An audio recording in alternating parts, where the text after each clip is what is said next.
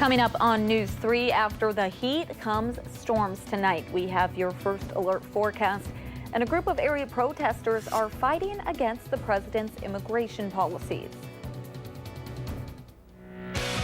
This is News 3 at 10. Good evening, and thanks for watching News 3 at 10. I'm Amanda Quintana. Hot weather and severe storms have been the biggest story today. Let's turn it over to Dave Caulfield, who's been tracking these storms all day. Good evening, Amanda. The good news is the severe weather threat is over for the time being, because we have had all severe thunderstorm watches and warnings expire tonight. However, some heavy rain is possible at times. You could see that on Doppler track because we still do have some thunderstorms out there. They will be around for the next couple of hours. So that severe thunderstorm watch, as I mentioned, now not active for anyone, but it could be with us as we head into tomorrow as well. Temperatures have fallen into the 60s and 70s across the area. Heat index values are pretty much the same. The storms really attacked that heat and humidity and brought temperatures down about 20 to 25 degrees in some spots just in a couple of hours. Downtown Madison, we are noticing some raindrops on the Edgewater Skycam. Mostly cloudy skies currently at 74 with some thunderstorms nearby. South-southwest wind at 9 miles per hour, dew point at 70. Your day planner for tomorrow starting off in the 70s. We should make it to highs in the mid-80s with some more strong thunderstorms possible. We'll take a look at that possibility further and talk about some quiet weather on the way in your first alert forecast in just a few minutes. All right, thank you so much, Dave. Now let's take a live look near Baraboo, where our photojournalist Corey Ferris is right now. The National Weather Service is reporting a lot of trees knocked down as storms move through the area. Alliant Energy and MG&E are reporting some power outages as well. We are continuing to follow the damage, and we'll have the latest on channel3000.com and News 3 this morning, Sunday. The holiday weekend means more boats on the water, and that includes law enforcement boats. The nationwide campaign, Operation Dry Water, is kicking off to combat drinking and boating. Officials say alcohol is a main factor when it comes to accidents on the water. The Dane County Sheriff's Office is working with the Department of Natural Resources to increase enforcement and awareness about the danger that comes with drinking while operating a boat. I think it's overlooked. I think people expect to be drinking when they're boating. And I don't think that they realize that it is such a hazard on the water when they are drinking. It sneaks up on you quick. You don't realize how much you've had. Boating under the influence has the same blood alcohol cutoff as driving at .08. New tonight, Janesville police say they've successfully rescued someone from the water. Police say just before 3 o'clock this afternoon, they were dispatched to Monterey Dam for a man stranded in the water. 2 officers used a tow line to get to the victim, but were not successful. The Janesville Fire Department had to take a boat to the man. The 27-year-old was kayaking in the Rock River when his kayak tipped over. Here in Madison, protesters rallied at the steps of the Capitol today. Adam Duxter is here with us now with the sights and sounds of today's rally. Adam. Members of the greater Madison community met at the steps of the Capitol building today to voice their concerns over America's immigration policy.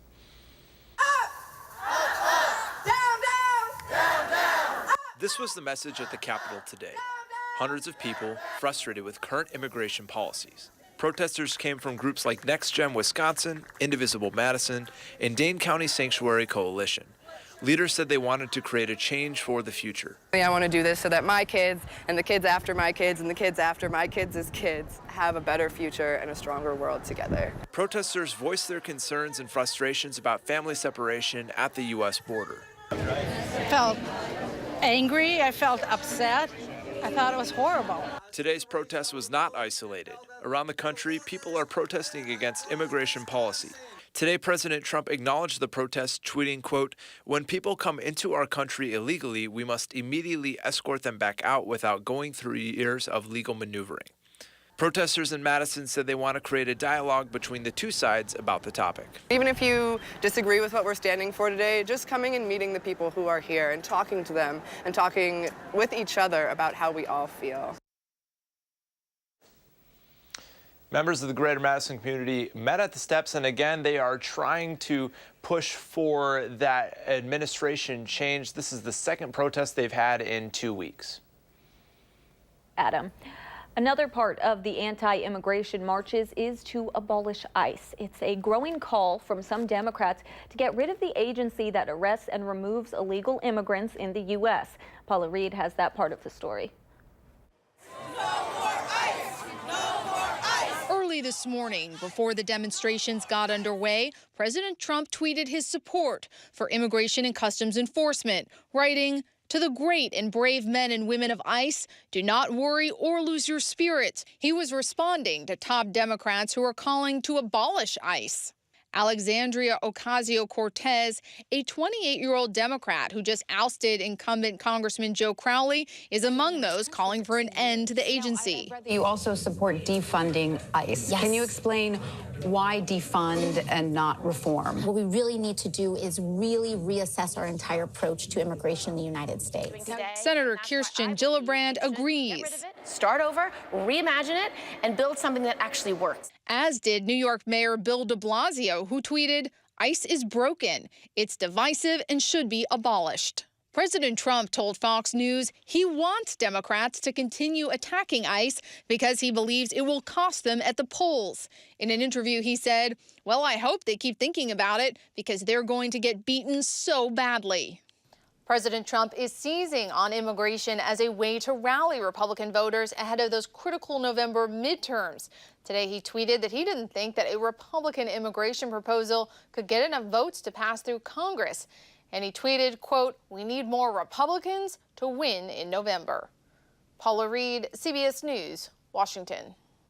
FEMA's housing program for recent hurricane survivors ends today, leaving many people with no place to go. The program helps victims of Hurricane Harvey, Irma, and Maria find permanent places to live. While FEMA says nearly everyone who has used the program has found permanent housing, the number of people in Puerto Rico under the program is still significant, nearly 1,800 people.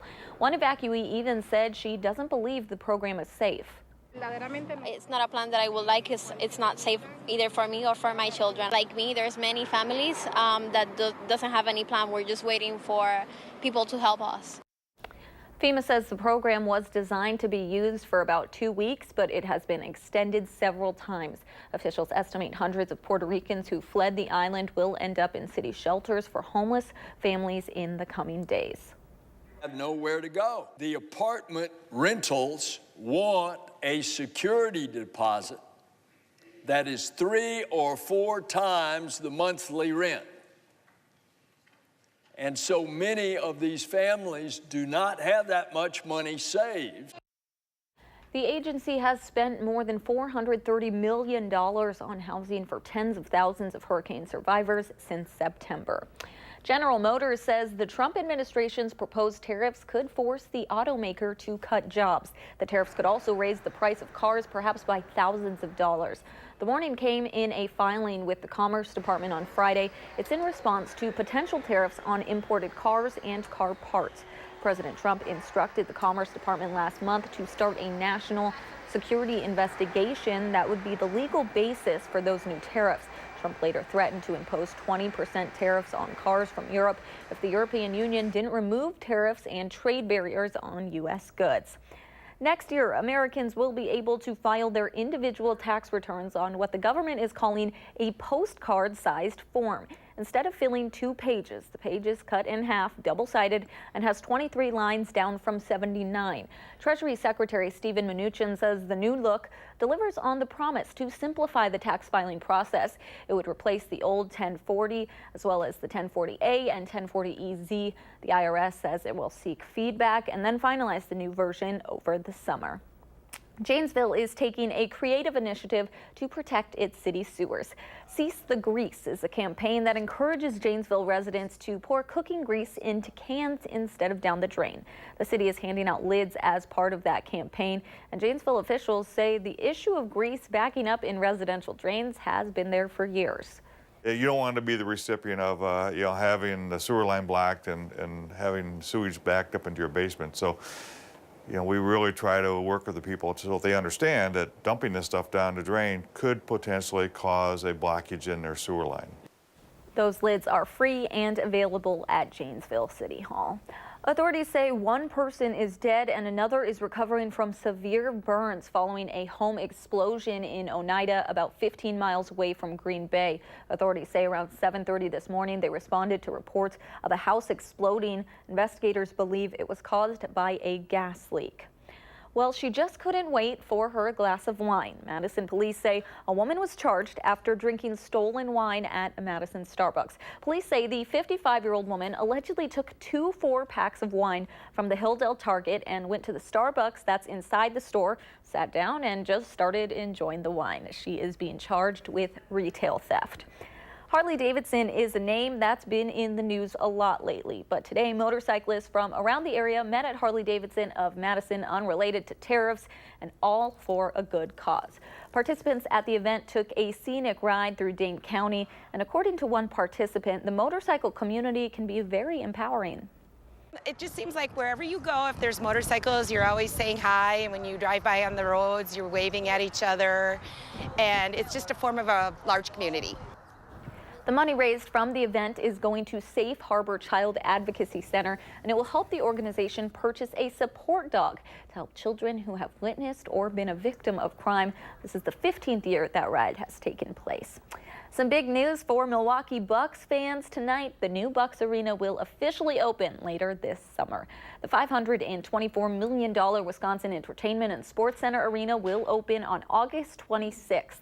The Bucks will hold a grand opening celebration, including public tours and a team block party. The arena was paid for through a mix of public and private money. It replaces the 30-year-old BMO Harris Bradley Center. Kids and adults got a special treat this morning in Madison, a chance to meet real Lego artists. Legos of all shapes and sizes were on display today at the Monona Terrace Convention Center. Lego artists Rocco Butlery and Paul Hetherington were on hand to talk about their designs and answer questions from Lego fans. The artists say it's fun to see young kids get excited about using Legos and their imaginations. You know, I'd rather have this all packed up in the boxes on its way to the next show rather than on display at my house, like on a shelf where no one can see it. If you'd like to see the Legos, it is not too late. That convention continues tomorrow. Well, we have 4 more days until the 4th of July, but we're celebrating a little early here in Madison. We'll take you to the celebration at the Memorial Union today.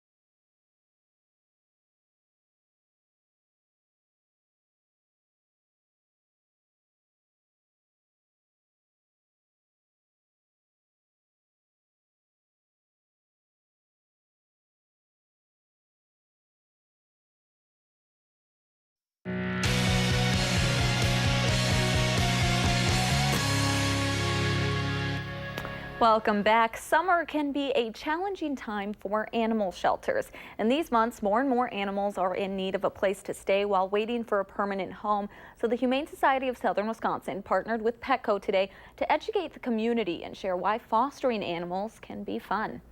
Love animals, period, and just being a foster parent.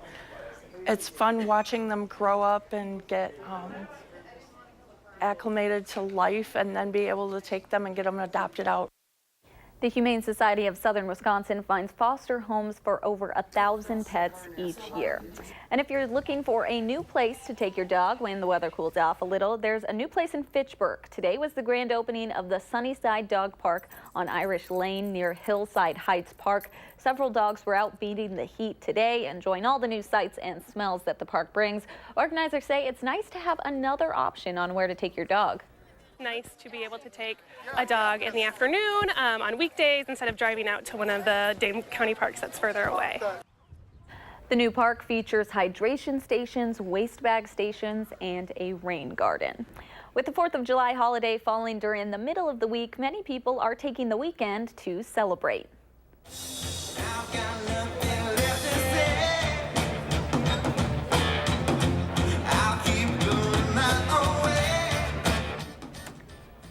The UW Alumni Association and Memorial Union teamed up for a 4th of July celebration today with food, drinks, music, of course, and exhibitions from UW professors. People got to celebrate the holiday while also learning something. The Alumni Association says it's a great way to share what the university has to offer.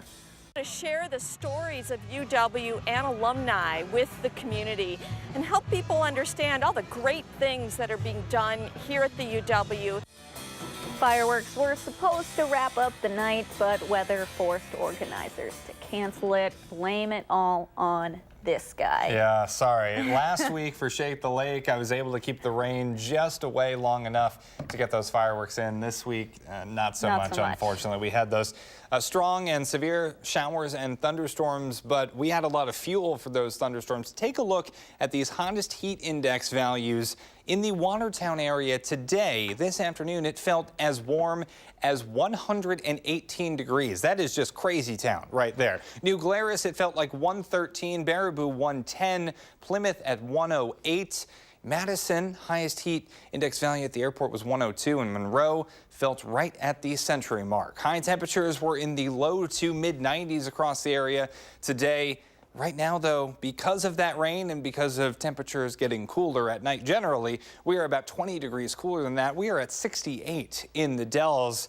It felt like about 107 at times today, so big temperature changes. Dew points are in the 60s and 70s. With that rain around, it's not hard to figure out why. Now, our high temperature trend showing temperatures close to 90 degrees over the next couple of days and really the next week. For Sunday and Monday, we get a cool down in heavy air quotations because it will be still in the mid to upper 80s and it will feel like the 90s. Lots of storm reports from the afternoon and evening showers and thunderstorms, specifically a lot of trees down because when we get these linear systems, very strong wind right at the beginning of those storms. So that really gets those 50 to 60 mile per hour wind gusts in action, and it can create damage like this. And Stafford sends us in from Linden Station in Juneau County. And we also have this photo from Jamie Dykstra in Portage of this really nasty looking shelf cloud as that storm was coming through Portage. And check out this photo from Dwayne Moss in South Wayne. That's in Lafayette County. Look at that lightning strike there. He slowed down a video that he was taking to send us this photo. Just absolutely amazing. Still some lightning out there from the showers and thunderstorms. The severe weather threat is done for the night, but some of these storms, I just looked, are a little bit on the strong side. Still could have some 30 to 40 mile per hour wind gusts with these. Lots of lightning, some heavy downpours still could be out there for some of us across southern Wisconsin. As we zoom out, we could see lots of rain even back toward the west and southwest. Still some severe weather in central Iowa right now. We could do this all again as we head into tomorrow. A slight risk of severe weather for much of us, and if we're not in a slight risk, we are in a marginal risk. So a couple more severe to strong thunderstorms could be in town tomorrow. Tonight, temperatures will be in the mid-70s, mild with some showers and storms still possible. Shouldn't be too strong, but they could pack a little bit of a punch. Then into tomorrow, we'll be in the mid-80s with more showers and thunderstorms possibly coming our way. So showers and storms out and about tonight. Shouldn't be too strong, but again, a couple of heavy downpours, some rumbles of thunder and flashes of lightning. Then tomorrow, especially into the afternoon, some strong to severe thunderstorms possible as we get that heat of the day and fuel in the form of humidity back in town during the afternoon and evening hours. We should be quiet on Monday and Tuesday with temperatures in the mid to upper 80s for both of those days. So quick look at the 7-day forecast. We can see things really staying hot over the next week or so with the humidity staying in town as well. That really doesn't go anywhere. Highs will stay near 90 degrees and plenty of chances for showers and storms coming up as well, including on the 4th of July. There could be some rumbles of thunder there. It's a slight chance, so it doesn't look all that promising. Hopefully, the only fireworks we see, the only flashes in the sky are in the form of fireworks on the 4th. Can't ruin all the fireworks, Steve. Exactly. I don't want to be 1 out of 3. No. All right. Thank you so much. Well, Jerry Kelly with another big day on the links. We'll show you how he did. That's coming up next in sports.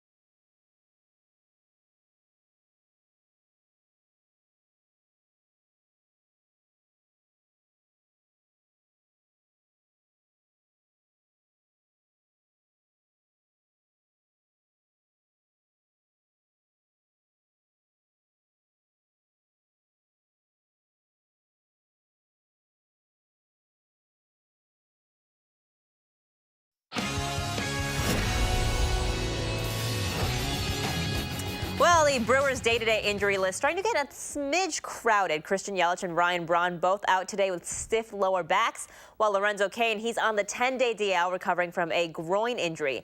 And Zach Davies, he is back in Milwaukee, but not quite ready to go yet. The team expected him to throw 80 pitches for the Timber Rattlers in Appleton yesterday, but he only got to 48. David Stearns calling his status day to day. So as for the rest of the team, they are looking okay to start.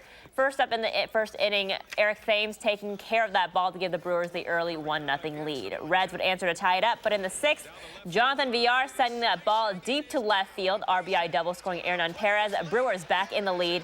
But it wouldn't last long. The Brewers bullpen in some trouble in the 7th, and then in the 9th inning here, Eric Kratz, 8th inning rather, the catcher had to come in on the mound, his 3rd career pitching appearance. He pitched 1 inning, giving up 2 runs on 2 hits. Brewers losing big time today, 12-3 the final. Twins and Cubs at Wrigley for a scorcher of a game. It's pretty hot out there. Scoreless till the 2nd. Joe Mauer, this guy has still got it. Sends that one deep. That's an RBI double to clear the bases. So 3 runs come home, 3-0 Twins. A lot of back and forth in this one, a lot of runs in this one too. In the 5th inning tie game at 7, Albert Almora Jr. goes to left field. Cubs take the 8-7 lead. They'd hang on to win 14-9 the final score. Well, Jerry Kelly in the leader group today at the U.S. Senior Open Championship in Colorado Springs, paired up again with Miguel Angel Jimenez, who was 1 stroke behind Kelly after yesterday's round 2. The Madison native on 6 here, hitting the approach, and what an approach shot it was. Lands a few feet from the pin and just rolls right by it. He would have to settle for the birdie putt. Now, he did have a few unnerving putts today, including a 3-putt double bogey on 10. I know he really wanted that one. Ended up with a 71 on the day, but he is hanging on to that top spot at 4 under overall. David Tom's right on his tails, 1 stroke behind him, and a 2-way tie for 3rd after that. Final round tomorrow back in Colorado Springs. 3rd round of the Quicken Loans National, and Tiger Woods showing it out today. Check out this long putt on 9. That is 28 feet, but he sinks it. One of his 6 birdies on the day. He finished 7 under par, tied for 10th today. But the top spot belonging to 2 guys. Abraham Answer on 18 here, birdie putt to move to 13 under. He tied a course record 62 today. He would be up against Francisco Molinari on 17 here. He scored a 65. Final round tomorrow. Coverage starting right here on WISC-TV at 2 p.m. Well, Katie, he ain't going nowhere. Kevin Durant reportedly intends to sign a 2-year max deal to stay with the Warriors. He will make $30 million next season and could opt in on $31.5 million in year 2.